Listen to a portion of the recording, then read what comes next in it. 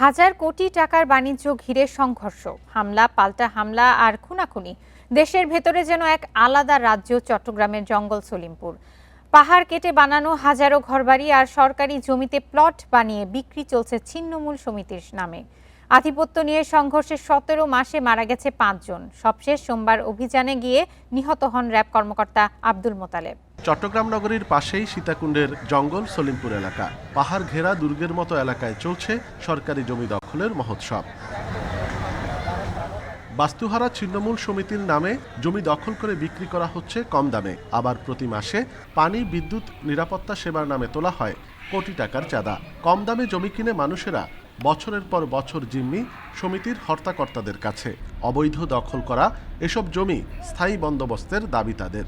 যেই সমস্ত পরিবারগুলো বসবাস করে এগুলা বাংলাদেশের প্রত্যেকটা ডিস্ট্রিক্টের অবহেলিত মানুষ। আমরা এখানে স্থায়ী বন্দোবস্ত চাই। আমাদেরকে যে মাথা গোজার ঠাইটা সরাই ফেলে আমাদের ছেলেপেলে নিয়ে কোথায় যাব? অবৈধভাবে গড়ে ওঠা এসব স্থাপনায় কিভাবে বিদ্যুৎ, পানির মতো সরকারি সেবা পাওয়া যাচ্ছে সেটি খতিয়ে দেখার দাবি পরিবেশ কর্মীদের।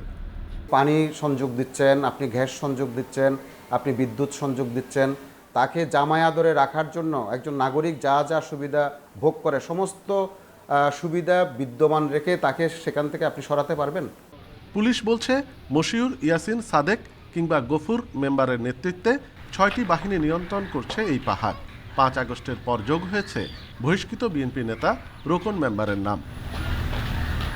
আধিপত্য নিয়ে সংঘর্ষে 17 মাসে প্রাণ গেছে 5 জনের। সবশেষ সোমবার অভিযান চালাতে গিয়ে নিহত হন র্যাবের কর্মকর্তা। যাতায়াত, ভৌগোলিক কারণে এই এলাকায় নিরাপত্তা নিশ্চিতে ব্যর্থ পুলিশও। রাজনৈতিক হস্তক্ষেপের ফুল নিয়ন্ত্রণটা নেই, কারণ এখানে স্থানীয় জনগণ খুব কম।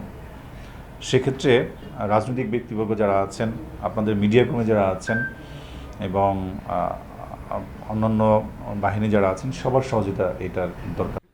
2022 সালে এলাকাটি 11 ভাগ করে কেন্দ্রীয় কারাগার 2 ও নভ থিয়েটার করে মহাপরিকল্পনা হাতে নেয় জেলা প্রশাসন।